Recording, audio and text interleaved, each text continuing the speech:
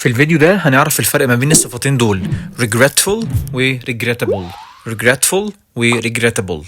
أول كلمة معانا كلمة regretful، ودي adjective أو صفة معناها آسف أو نادم، وبتوصف الشعور بتاع البني آدم. فتقول feeling sorry or remorseful. feeling sorry or remorseful يعني شاعر بالأسف أو الأسى. تمام.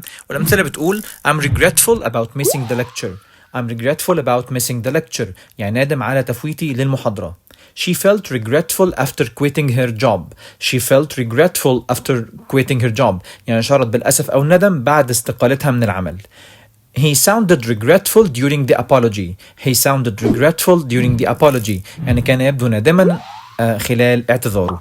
أما الكلمة التانية وهي adjective برضو أو صفة واسمها regrettable. ودي بقى بتوصف الموقف نفسه أو الحاجة أو الشخص اللي أنت بتأسف عليه، يعني هو سبب الأسف نفسه، يعني مؤسف أو يؤسف له.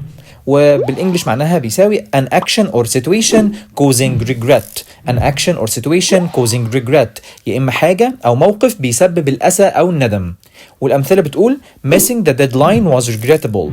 missing the deadline was regrettable يعني تفويت الموعد النهائي كان مؤسفا.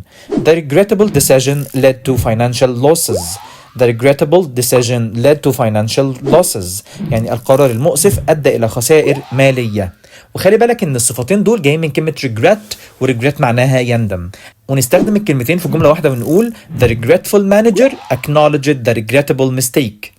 The regretful manager acknowledged the regrettable mistake.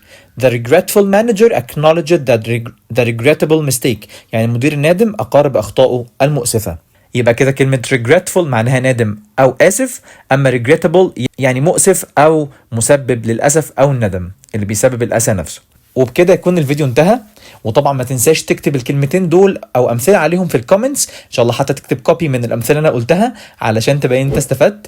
وطبعا ما تنساش تعمل لايك وشير للفيديو ده على أوسع نطاق عشان نوصل لأكبر عدد المتابعين.